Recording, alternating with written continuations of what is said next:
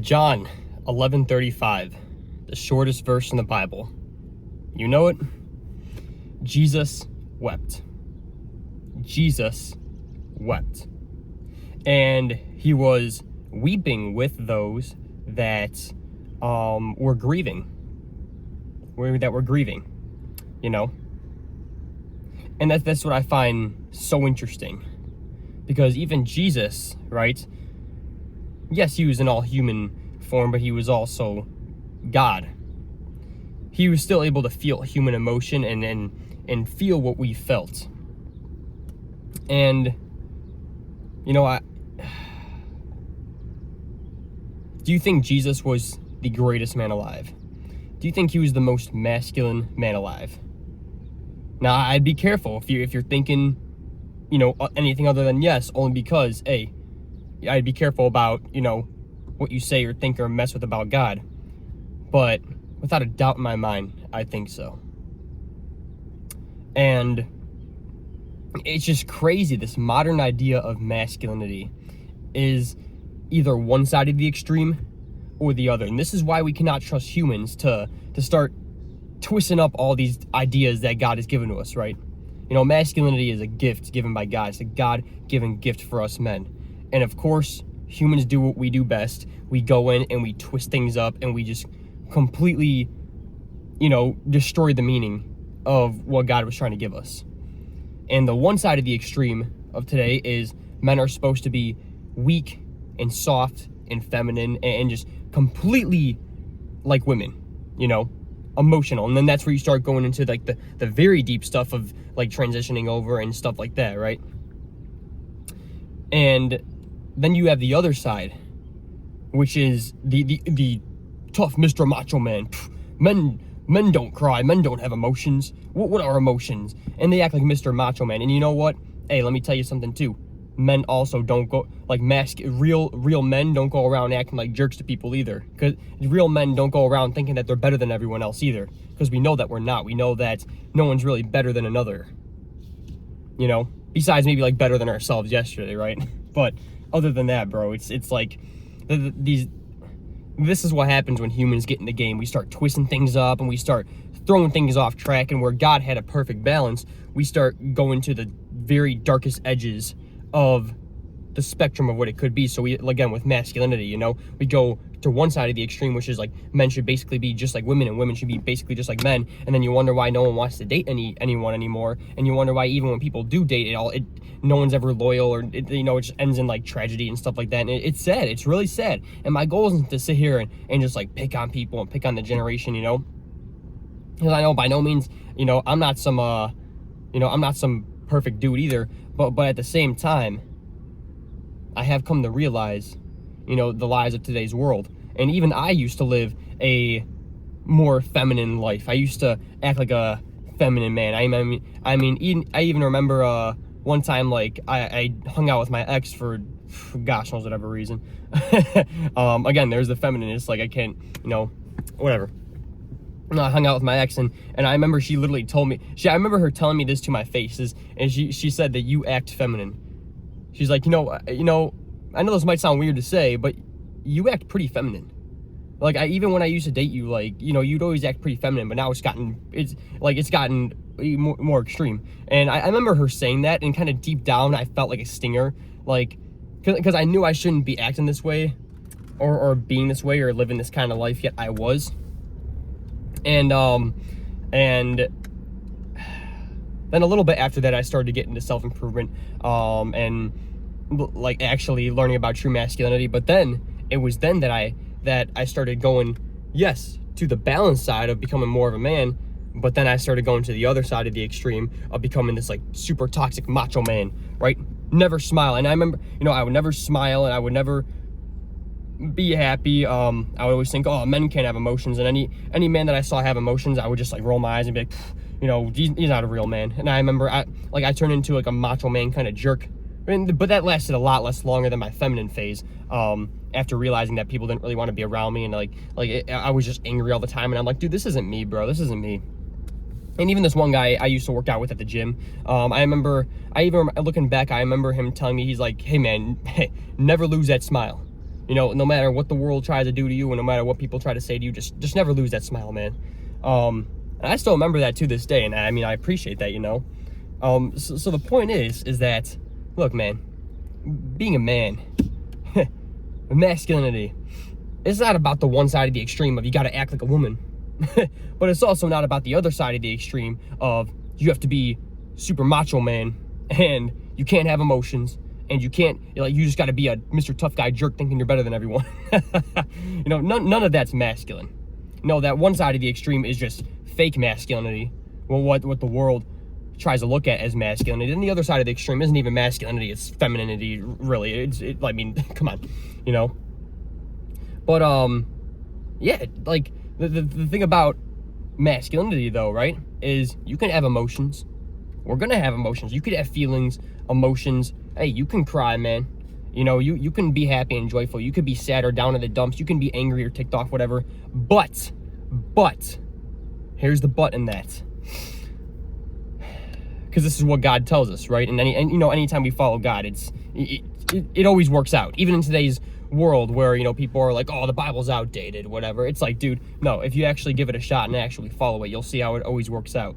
I mean, every time God's managed to never fail me from actually giving his word a shot and actually following it. Not like for 2 seconds and saying, oh, but it didn't work, sorry. But like actually trusting in him with my existence and really following his word, right? But God tells us, right, that the spirits of a good fruit, there's a lot of it, right? Kindness, and kindness and having a good heart and loving others and all that, right? But you know what the one thing that he says is the spirit of the good fruit, which is, basically just being the kind of person that God wants you to be, the kind of man God wants you to be, is self-control. That was another one, is self-control. I gotta remember the exact verse. I'm really bad with the names and numbers, but if you just look up like the the spirit of the good fruit. That sounded really, that did not sound right. Fruit of the good spirit. Yes, there we go. The fruit of like the good spirit. Like Bible verse, right? Or even just look up like, what does God say a man should be, right? One of the things is going to be self-control. And so that's the thing, right? Is that Jesus wasn't going around crying about everything. He wasn't going around using his crying and turning it into like whining and complaining and then crying about literally everything and crying every 10 seconds and everything was just crying. No, man. He was on a mission, right?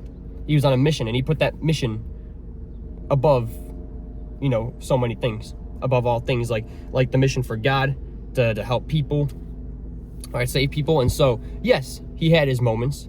He had his moments of anger or sadness or joy, laughter, sadness, crying, right? But he also kept it cool. He kept it controlled. It doesn't mean that when you cry, it's just like, okay, I'm gonna cry for 2 minutes, and no, it's like, dude, like, that's fine, man, let it out, right? When you're sad, like, hey, let it out. When you're angry, let it out, but do it in a healthy way, So when you're angry, don't go around, start screaming at people, yelling at people, doing things that are just, flat out borderline dumb. When you're crying, don't go around just like crying to everyone and like going around like trying to, I don't know, basically cry 24/7 or something like that about everything, It's like, keep it controlled, man. Like, let the emotions hit when they do, but also make sure that you're keeping it controlled, right? When the anger hits, it doesn't mean you got to bottle it up or hold it back, but you do got to deal with it in a healthy way. So instead of screaming at people and yelling at people and whatever, hey, you know what I do? I like to go on a run. I'll go on a run. I'll go do an extra workout for the day. I'll burn off that steam. When I'm sad, there's been a couple times where I've gotten sad and I've cried. Dude, I'll just go in my room, away from people, or I'll just or maybe it will be around people if it's like a funeral or something. Hey, that's different. Or maybe I'll be in my car, but dude, I'll just let it out, man. I'll let it do its thing. And then afterwards, I'll pray to God, but when I'm sad and I'm down in the dumps, it's like, dude, I let it out, and a lot of the times when the negative emotions do come out, I like to move away from people, like in terms of anger or being ticked off or being annoyed or frustrated, right? Like those kind of negative emotions, I like to just I'll separate myself from people, so I'm not spreading it onto them and kind of ruining their time, right? I know crying is a different thing. Like you if you're around people during a sad time, it's like, dude, you guys all are together, you guys cry together, right? Sadness sadness can be a little bit of a different thing too. Like if you and someone are sad, you guys can like talk about what you're sad about together. Sometimes it might just be better just to kind of be alone if like everyone else is whatever, happy, having a good time, whatever. There's not really a necessarily perfect way to like a perfect spot to let out your emotions. The point is that when your emotions hit, man, it's like you don't got to try to swallow it or bottle it up or try to act like it doesn't exist because you're a Mr. Macho Man. It's like, dude, just let it out, but make sure that it's in a healthy way, where you're not going to hurt people or like you're not taking the emotions out on people in a negative, unhealthy way. You're not hurting people, right? You're just doing it in a healthy way. Even positive emotions too. Sometimes I've gotten so happy to like the point, like I know I've said this before, I'll start like play punching my brother and I'll start like smacking at him or whatever, and I'll be like, dude, what the heck? Like sometimes that'll happen too. But then he'll like start hitting me back, and sometimes we'll start like wrestling or whatever, because like sometimes our happiness gets too intense or like our joy gets too intense. It's like that's it's the point is, man, is like, hey, don't be afraid to show some emotion, to let it out, but don't go around hurting other people because of it. Don't go around letting your emotions hurt other people or beg for attention from other people because of it, or don't use it for unhealthy things. Because I know a lot of people, right, like they'll use their emotions, they'll let out their emotions so negatively around people, and it'll bring people down, and then they'll also like use it to look for attention from people and stuff. It's like, no, those are not healthy ways. That's not a manly way to deal with it, right? That's more like little boy stuff, whether it be throwing a tantrum or like clearly showing some kind of emotion to try to get some attention from the adult. It's like, no, dude, hey, being a man, right, have emotions, have feelings. Don't try to bottle it up, don't try to swallow like whatever. Don't try to swallow it or bottle it up or act like it doesn't exist or whatever. It's like, dude, hey, have the emotion, feel out the emotion, man. That's cool, right? Just make sure, number one, it doesn't get out of control, meaning it doesn't start controlling you. You're supposed to be controlling it, right? So feel it out, but just don't let it get out of control. Don't let it take over your mind or your life. Don't live by your emotions, right? Just do what you need to do as a man and let your feelings and emotions just do their thing. And number two, make sure that you're dealing with it in healthy ways. Instead of screaming and yelling at people around you, it's like, dude, go do a workout or go on a run, go let off a little bit of steam to where now, yeah, you're still angry inside from whatever, but at least you're cooled down to where you could talk to whoever about whoever made you angry or whatever made you angry or whatever without hurting them in any way, shape, or form. And don't use your emotions like in a negative way of, taking it out on people, trying to use them to get attention from people. Just things that are not going to help your emotion. Those are kind of things that are not going to help your emotion. They're just going to hurt people and not make you look great, not make you feel great either. So whatever emotions and feelings you do have, man, it's like, hey, don't be afraid. Don't be afraid to let it show, right? Just don't live by your emotions or feelings. That's where you start to go toward the feminine side. Like letting your emotions and feelings kind of go overboard, right? Respectfully, don't let it take over you or your life. Don't live by it. Don't live for your emotions, and also don't go toward the super macho man, fake masculinity side of just swallowing your emotions or hiding it or bottling it up, acting like they don't exist, because then it's gonna burst one day. Bottom line, have emotions, have feelings. Don't be afraid to come face to face with them. Sometimes it's actually the best thing to do, even if it's fear, coming face to face with your fear, right? Like fear is an emotion too. Hey, don't be afraid to have emotions, man. Just make sure you're keeping them under control and make sure you're dealing with them in healthy, righteous ways, that are not going to take over you or your life. Just make sure you're keeping them under control and make sure you're dealing with them in healthy ways. That's how us men ought to do it, That's how us men ought to do it. So, yeah, at least I had to come on here and say that. I had to talk about that, I heard, I just remember the verse Jesus wept, and how a lot of people, real men don't cry. Or you'll have like the extreme feminine side where it's like men just cry 24/7, and it's like, dude, no.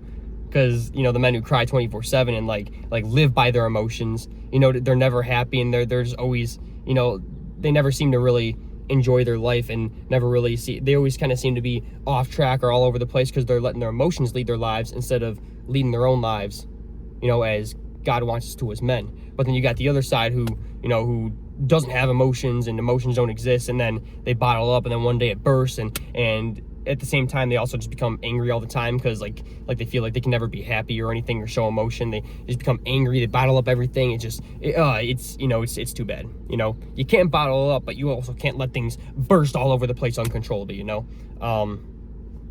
Like, that's the thing. So have feelings, have emotions, don't be afraid to, man. Just know and understand how to deal with them healthy, in a healthy way, as us men should, and to keep yourself under control, right? Keep yourself under control. Have the emotions, have the feelings. Just don't let it control you or your life. That's the bottom line. All right, let's go work out. All right, this workout is a good old-fashioned leg workout, going up and down a hill. I remember I was lunging up and down a hill at first, or like up and down stairs. But I went to this place yesterday. It was really cool. And what it is there's a bunch of stairs that go up, and then you kind of go around a little bit, around a little path. And then there's stairs that go down. And then when you get down, you go around a little path and then go back up. So it's almost like a giant track, except with stairs. And there's at least 100 stairs. I remember I was counting one time and I counted a little bit over 100. So it's about 100 stairs that go up and about 100 that go down. But it's really stinking. It hits your legs so good, man. And I was doing that, and I realized, like, a little bit through, I'm like, hey, I'm not lunging or anything. I'm just going up and down stairs, and this is hitting my legs really darn good. So, I mean, that being said, I can just go up and downhill. Like, lunging, I think, will definitely hit pretty good. You know, don't get me wrong, I think it hits a little bit harder, but at the same time, you can also just go up and down stairs or a hill, and it'll hit your legs really good. Just because of the fact of when you're going up, you're kind of naturally lunging in a way, if you will, right? Like, you're taking larger steps, and taking a little bit larger steps to go up. So right when you're going up, you're kind of naturally, you know, like, see, like how my legs are bending, right? You're kind of naturally doing a little bit of a lunge when you go up anyway. So especially if you were to take bigger steps, then you're already basically lunging, right? But when I was doing it, I was just going like all the way down and all the way, right? And I think that hits really darn good. But I also think you could hit it really darn good just by going up and down, you know, as proven to me yesterday through those stairs that I went to. So that being said, I think that's a really good leg workout, man. I mean, if you want to do it in your room or like on flat ground, you know, you could do squats, you could do regular lunges, you could do wall sits. I'm still going to do stuff like that for leg day. Don't get me wrong. But I mean, at the same time, another good leg workout, going up and down hills or stairs, you know, I just like to switch things up a little bit. I like to adventure a little bit. So that's going to be the leg workout for today.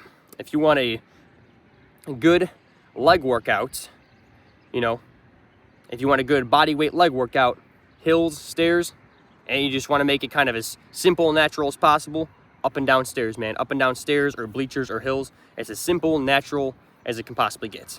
If you want to, you know, add some weight, I was thinking about starting to even bring back my weighted vest for calisthenics. I was thinking about it, so definitely in my mind as a thought. Hey, you know, you can add some extra weight on if you want. I mean, you can do those kind of things at the gym too, right? Like I've seen people at the gym that'll just lunge back and forth from like one end of the gym to the other. So, you know, with your workouts, man, it's like, hey, you don't be afraid to be a little bit creative and have a little bit of fun with it too. That's the stuff that's going to make your workouts way more worth doing, and way more, it's going to make you look forward to it a lot more of doing it, is like when you add little things here and there, like when you get creative or have a little bit of fun with it, right? And if you're into the super basic workouts, like just the regular, you know, old barbell squats or the barbell squat or the leg press machine, it's like, hey, nothing wrong with that, man. You know, if you rather just do squats and lunges in your room, right? Hey, nothing wrong with that. The point is, like, whether you prefer a basic workout or a not so fun workout or a more creative workout or a more fun workout, it doesn't matter. As long as you have the workouts that genuinely, you know, builds what you're trying to build, get you to your fitness goals, whatever it is, and the one that you can stick with the most and that you enjoy doing the most, it's like, dude, there's so many different kinds of ways you can work out your body, you know? It just comes down to, again, doing whatever gets you to your goals, doing whatever you can stick with the longest, and doing whatever you enjoy the most.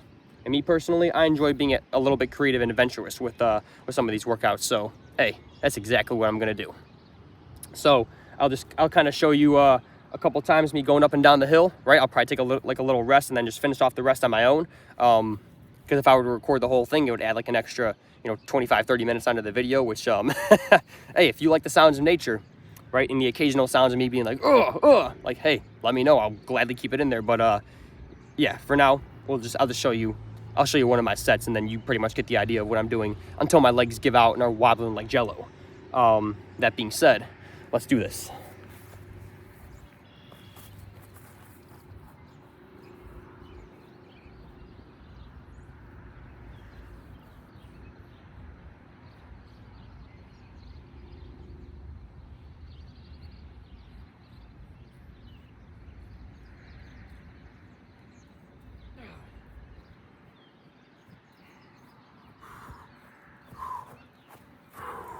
Yep, that hits all right. That hits all right.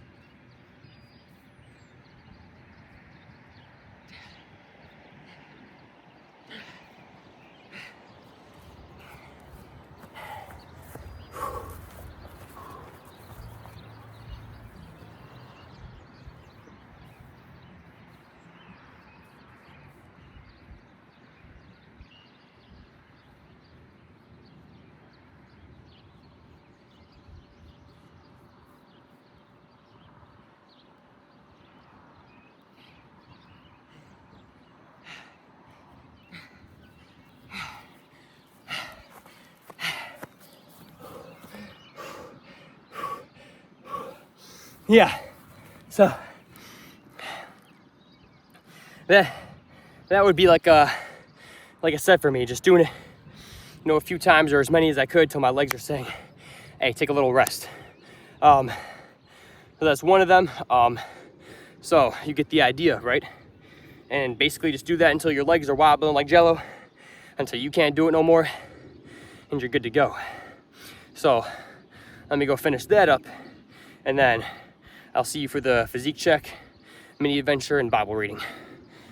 Yeah, man, if that kind of a leg workout doesn't get you pumped, I don't know what will. I really don't.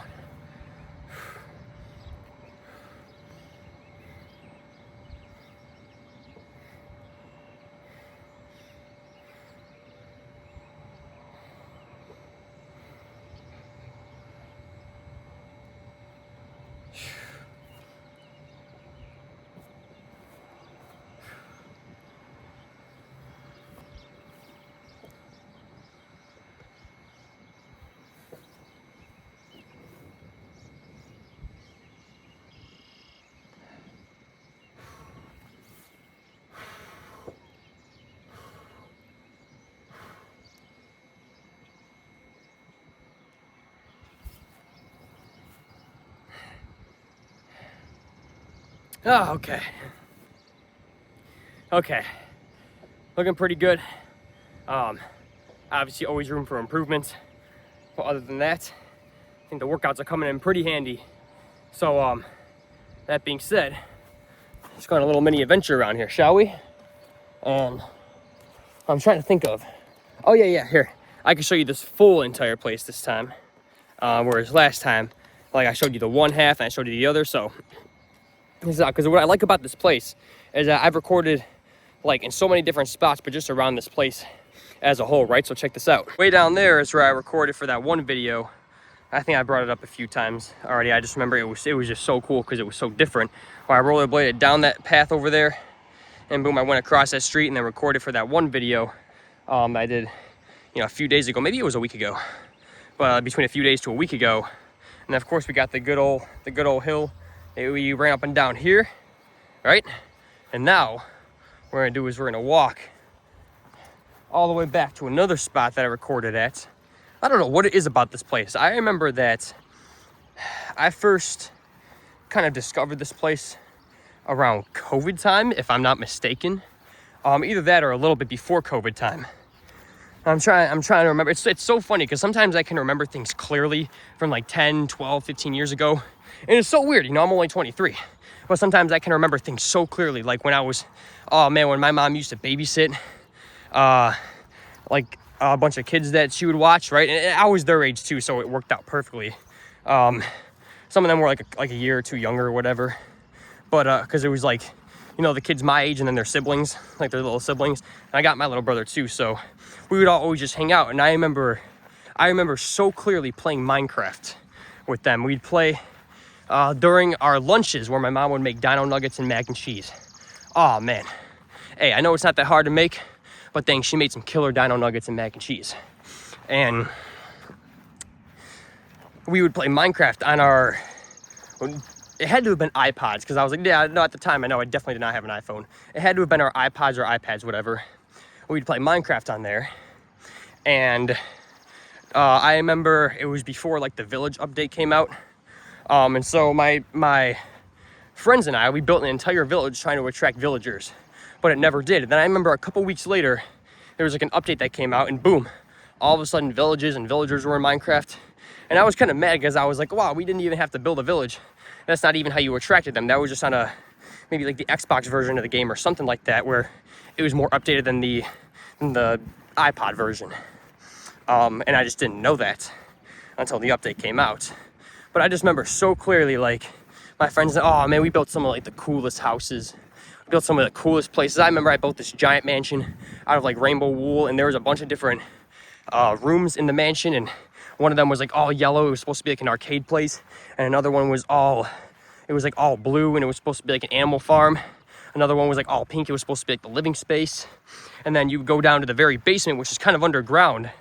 It was like an underground basement, and you just have like the mushroom trees there and like the mushrooms and cows and stuff. Oh, I just remember that so clearly. And then one day I went on the world, and the entire house was on fire. I remember I was so ticked off then. I remember I was so mad. I was like, who the heck did this? Then I started speculating all of my friends that could have possibly done it. You know, and when in reality, like, I probably did something stupid, like light a fire under the wool or something, and then I just noticed it starting to catch up. I don't know, man. I just remember those are like the good old days. So, point being is that I can remember stuff like that, you know, 10 years ago, or, no, that was definitely, it had to have been longer. Yeah, 13, no, definitely longer. Maybe like, maybe not 15, but like, I'm going to estimate about 12. Between 10 to 15 years, I'm going to estimate around 12 years ago. 13 years ago. And I can remember stuff like that so darn clearly to this day. Yet, I can't remember what I had for breakfast yesterday. And I am questioning if I came to this spot, if I first discovered this entire spot during COVID, or if it was a little bit before COVID. I remember there was a path that the girl I was dating at the time and I walked. And that's when I discovered it. It had to have been before COVID, because I remember during COVID, like her mom like wouldn't let us hang out. It was kind of weird. But, you know, everyone got kind of weird in their own ways during that COVID time. It was a really weird time. So it had to have been a little bit before that. But yeah, just ever since then, man, like I've always just had a kind of little love for this place. And the more that I explore around an adventure, the more I realize it's actually there. And that's the thing, man, right? Is that sometimes we underestimate the places right near us. Sometimes we think, oh, we're in a boring spot, or there's not that much around us, or look, there's only this little path, when in reality, there's a whole world beyond that little spot, or beyond that path. But that world beyond it, it starts in the center of it. So what I used to think was just like another path, right, was just the center of a whole world beyond it. And that's the thing about adventure, man, is you don't gotta hike a big old mountain. You don't gotta travel across an entire ocean or go halfway around the world. And yes, you can. I know some of that stuff's definitely on my bucket list, but it's not like you have to do that in order to adventure. It's not like I gotta go across the world, or gotta go across the ocean, or I gotta hike the world's biggest mountain in order to adventure. Otherwise, I can't adventure. No, man. Just go on little mini adventures around where you're at, and it's actually just a really cool thing. I mean, some of these greatest memories I've had in the past years are just doing little mini adventures like this. Just exploring a little bit beyond the center of a certain part of the world. You're going a little bit beyond the path, going a little bit beyond the main spots, right? And then that's where I discover these different workout spots, these different little mini adventure spots. That little hidden creek with the little waterfall of that one path I went on to one time. That one forested area that now got blocked off. Probably because of me, because I was always back there. I was the only one. I was the only one like ever back there. Besides the occasional, friendly neighbor here and there. But yeah, then you discover like a whole little world like this. Oh man! And what I got to do one of these days is go beyond that. There's train tracks down there. There's a whole world beyond just one simple path. There's a whole world, man. And sometimes you just got to either one, open your eyes to that world, or two, open your mind to being able to go beyond that world. And you'll never know what you'll find. And you got views like this. This is where I came the other morning and did like my push workout over here. And it's just so cool. Because one of these days, man, when I got like a day free, or at least half a day free, I'll have to go adventuring beyond. But yeah, there's a whole world out there to be explored, man. You just got to be open-minded enough to go beyond what you think the limits might be. Obviously in a safe manner, right? But it's definitely possible. You come down here, over here there's a street, boom, little camp over there, and now you're even closer to those. Oh, that would be so cool just to stinking go. I could literally, oh my gosh, dude. If I had some more time today, I would be going over there. Oh, I could go over there and just even go work out by the train tracks. Oh, one of these days, I'm going to go work out by those train tracks. I gotta. And if for some reason it were to slip my mind, or I were to somehow in some way forget about it, hey, spam the comments saying, Justin, go work out by those train tracks right now. I give you permission to do that. And I'll be like, oh shoot, that's right. I don't know how I forgot about that, but I can remember exactly what Minecraft world I made 12 years ago or 13 years ago. I can't remember what I had for breakfast yesterday morning, but I can remember that stuff. So, just in case. But yeah, cool spot around here. And I'm willing to bet that there's more too, right? But of course, over time, we'll stretch beyond the limits, or at least what we believe the limits might be. Over time, we'll do that and see what else is out there. But at the same time, this also isn't the only spot around me, so I got a bunch of little spots to explore.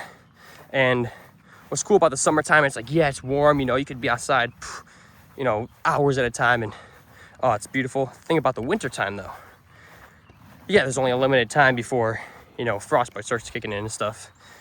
So you got to be a little bit careful. And again, summertime, heat stroke, but at the same time, it doesn't usually get disgustingly hot over here, but it does get disgustingly cold, so that's the only thing. But what's cool about wintertime is it's like no one else is out. It feels like you're just in the world alone. So that's what's going to be cool about when winter time comes back up, is like it just feels like you're in the world alone, It's kind of a peaceful yet odd feeling.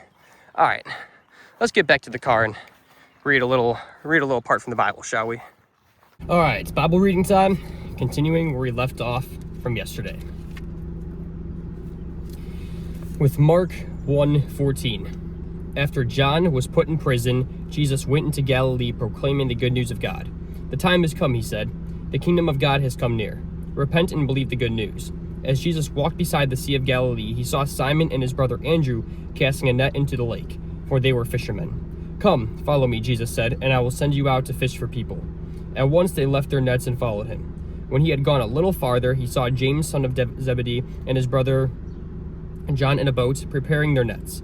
Without delay he called them, and they left their father Zebedee in the boat with the hired men and followed him. Then they went to Capernaum, and when the Sabbath came, Jesus went into the synagogue and began to teach. The people were amazed at his teaching, because he taught them as one who had authority, not as the teachers of the law. Just then a man in their synagogue, who was possessed by an impure spirit, cried out, "What do you want with us, Jesus of Nazareth? Have you come to destroy us? I know who you are, the Holy One of God." "Be quiet," said Jesus sternly.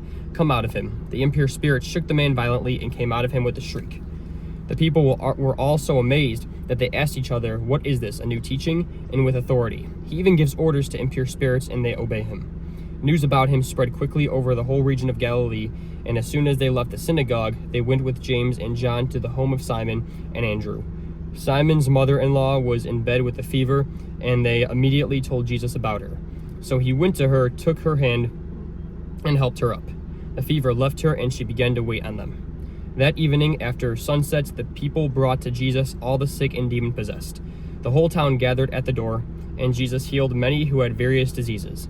He also drove out many demons, but he would not let the demons speak because they knew who he was. Very early in the morning, while it was still dark, Jesus got up, left the house, and went off to a solitary place where he prayed. Simon and his companions went to look for him, and when they found him, they exclaimed, "Everyone is looking for you." And Jesus replied, "Let us go somewhere else, to the nearby villages, so I can preach there also. That is why I have come." So he traveled throughout Galilee, preaching in their synagogues and driving out demons. A man with leprosy came to him and begged him on his knees, "If you are willing, you can make me clean." Jesus was indignant. He reached out his hand and touched the man and said, "I am willing. Be clean." Immediately the leprosy left him and he was cleansed. Jesus sent him away at once with a strong warning, "See that you don't tell this to anyone, but go and show yourself to the priest and offer the sacrifices that Moses commanded for your cleansing, as a testimony to them." Instead, he went out and began to talk freely, spreading the news. As a result, Jesus could no longer enter a town openly, but stayed outside in lonely places. Yet the people still came to him from everywhere. That's how great he was, man. Poor man just tried to be alone for a little bit, and people still came to him. That's how great he was. All right, this has been The Mission. I have a free community down below if you want to go check that out. Other than that, man, I will see you tomorrow to continue our mission. Peace. God sees your hard work and discipline, and in his word, you know what he tells us. Galatians 6:9. Let us not become weary in doing good works, for at the proper time, it will produce a harvest for those who never give up.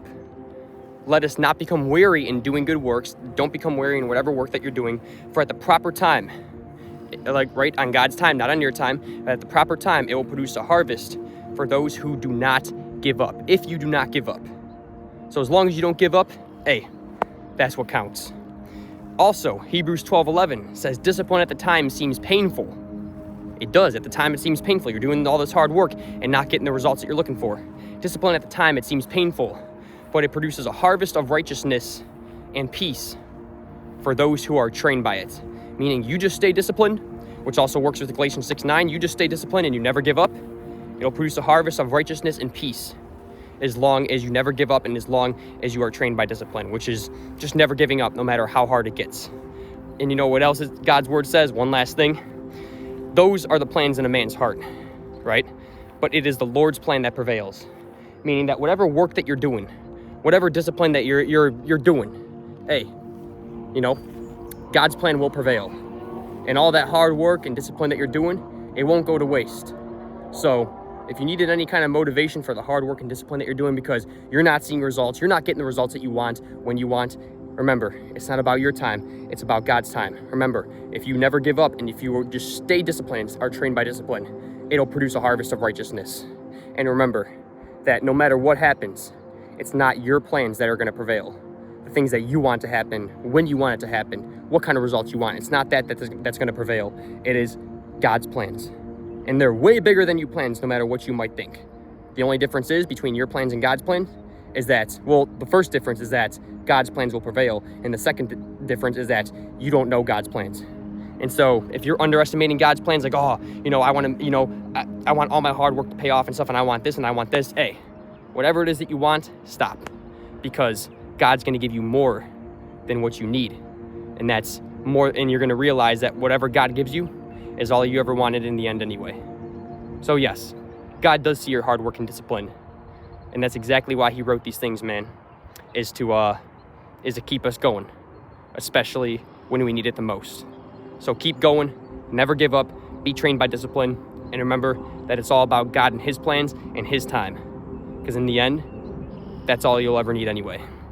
Remember this.